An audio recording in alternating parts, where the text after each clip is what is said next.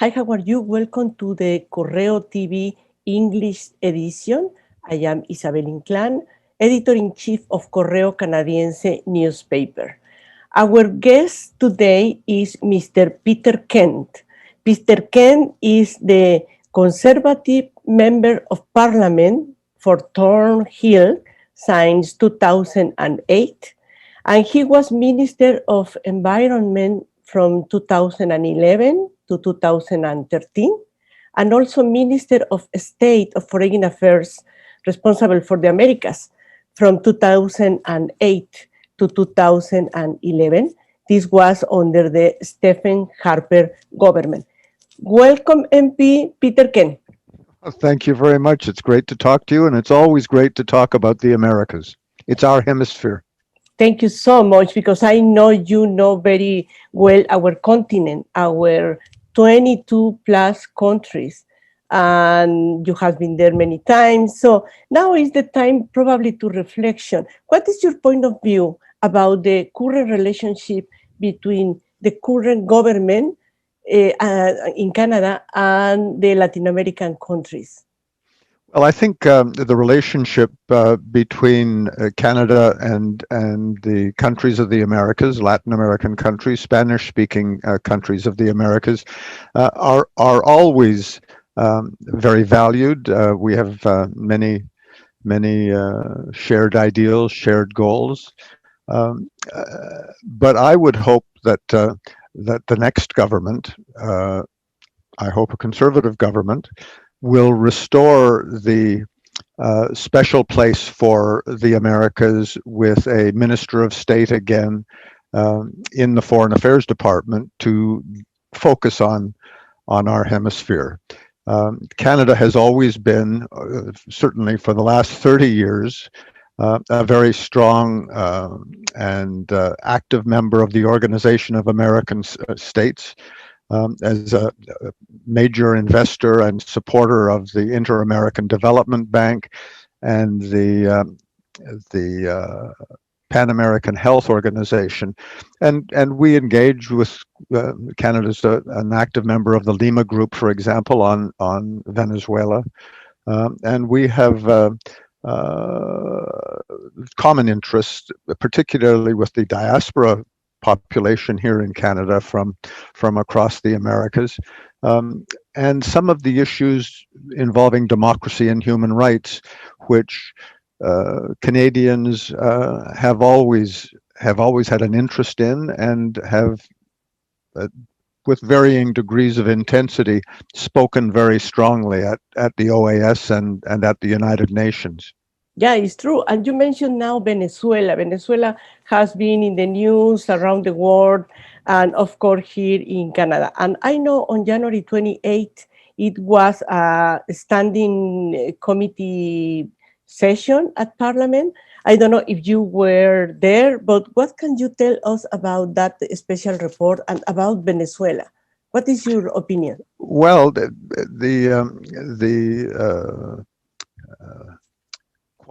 pseudo government that has been sworn in in January is not recognized by the democracies, of course, and I think that it might be time for, particularly for the Lima Group, but for other democratic countries of the Americas and beyond, around the world, to engage in more persuasive sanctions to restore the democratic process to Venezuela. It is in crisis. It's a major health crisis. There's a major refugee crisis created by internally displaced and those who have fled for security in Colombia, for example, and across other borders. So it is a continuing matter of, I believe, the highest priority for the democracies to resolve, and I hope that Canada continues to speak up. And we've all been somewhat distracted by COVID and the pandemic precautions, but I think that the situation in Venezuela deserves refocused energy today. Yes, of course. And now let's talk a little bit about Latin America and here in Canada. My second question for you, Peter Ken, is the Senator Ratna Omidbar will present at the Senate of Canada one motion to create a path for temporary workers Yes. if they want to stay here. And we, Yes. after this pandemic, we realize how important they are. We are talking about the farm workers or caregivers, and Yes. they stay here, work here, but there is not a clear path for them to stay here permanently if they want. What do you think about this topic? Well, the foreign farm workers under the old temporary, well, it's still a current program, under the temporary farm workers program, are essential to our agricultural sector here in Canada. When the COVID pandemic began a year ago, and many foreign workers were unable to come in for the spring planting season and the growing season, some Canadians thought, oh, well, unemployed Canadians will go to work and do those jobs. And that wasn't the case. Um, the Many of the skills that are required and the labor that is required in the agricultural sector, whether in greenhouses or in vegetable or seed uh, farms, is a specialty. It is a specialty occupation, and it is important uh, that the program continue as it is, but also that in many cases, and we know that many foreign workers would love to stay in Canada, would love to become permanent residents and eventual citizens, and would love to continue to provide the essential labor that they are specialized in on farms and in situations across the country. And I think that that's a good idea. Uh, the counter argument, I suppose, is the length of time that the senator's bill would allow for permanent residency. And then again, family reunification, because we know that from some of the temporary farm workers who have become undocumented because last year they were unable to return home during the pandemic, um, that they are, as undocumented workers, they are living in substandard, unhealthy conditions.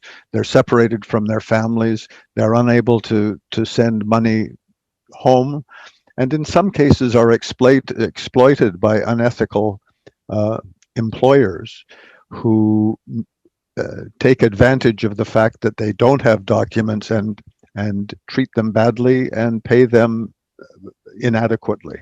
Yeah, we So I have think to for mention just justice, in this case, last year, three farm workers died in yes, one farm and the Ontario farm. So it was really, really sad the condition yeah, that this situation reflect, no?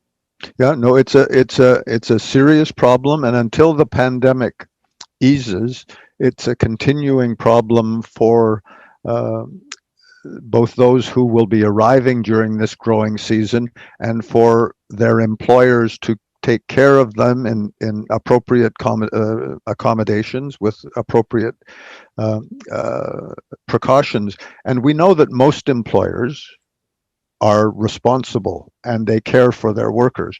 But we also know there are a number of very bad operators Mhm. who have not taken care of their workers, who have exploited their workers, have placed their workers in uh, dangerous health situations, and in situations where uh, the spread of the virus can cause great damage and death.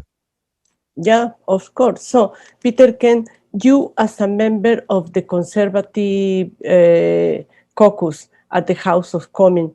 Common, will you support that motion from Senator Omidbar? Well, I would certainly support it going to committee so that we could study it and see exactly what the provisions of the senator's proposed legislation involves. But yes, there are powerful arguments to be made, and certainly it's time to begin looking at ways to make permanent the residency of again essential foreign workers who want to work in Canada's agricultural sector on a permanent basis. We've seen in Canada over the last 20 years many Canadian families on in farming situations, in agricultural situations. Their children grow up, they go to school, and they decide they don't want to be farmers. So those farms are either sold, or those who are still on the farms then have to look for labor beyond the family. And I think that there are many communities. Well, I know that, but as the former immigration critic for the Conservative Party last year, I know there are many communities in Canada who would welcome permanent residency for their now temporary workers, and they also know that those workers would become really worthy members of their community if they were given that residency. Yeah, and as a former Minister of Immigrant, Peter Ken, what do you think about the new return from the U.S. new government, from Biden, return to the Paris Accord? That is going to be a good relationship between U.S. and Canada, because now probably they are in the same page. But at the same time, there is a Keystone XL project that Biden said he is disagree, and the Yes. Prime Minister Trudeau wants to do that. What do you think about that? Well, in many ways, it should be easier for Canada to talk to the American administration under President Biden. The past 4 years have been very difficult years. President Trump was not an easy leader to negotiate with, to dialogue with, to collaborate with. Canada and the United States are, of course, traditional. We are each other's largest trading partner. We are allies in North American defense. We are allies in the Organization of American States, in NATO. I mean, the relationship is deep and powerful. But there are differences, and I think that as the new president settles into his administration, that the Canadian government, and that goes for the opposition as well as the Liberal government until the next election, to talk to our friends in the United States, to present the arguments, shared arguments with regards to addressing environmental challenges, environmental concerns. But in terms of responsible resource development and pipelines, the heavy petroleum products from Alberta that would have been carried much more safely by Keystone XL to the big American refineries in the United States that used to refine much less environmentally extracted oil from Venezuela and elsewhere, is still going to travel, only it's going to travel by rail or by truck.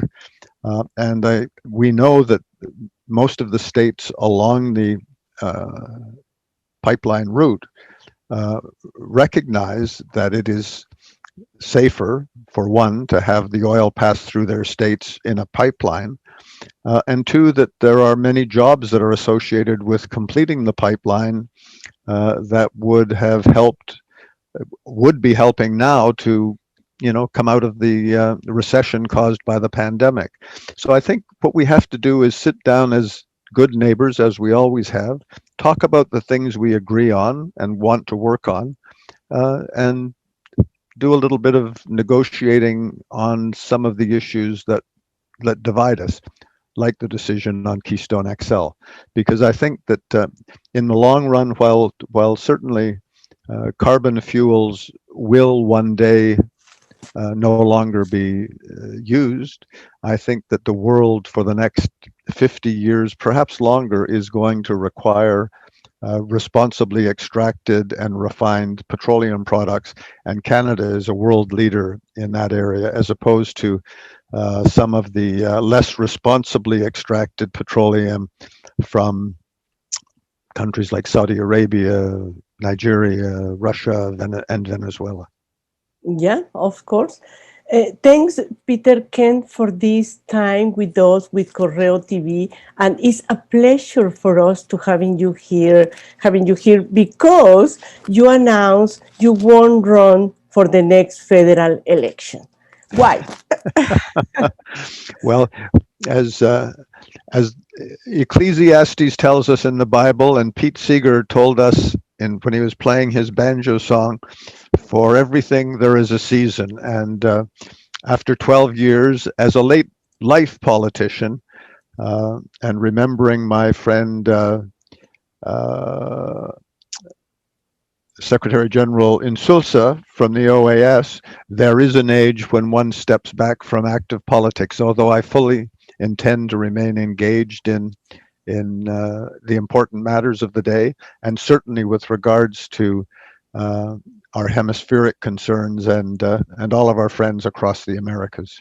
Yeah, we hope you, as a politician, keep your interest in the Americans, in Latin American countries also, and in Latin American community here in Canada. In all those years, did you learn something? Did you learn something in Spanish? Some word? You Oh, can.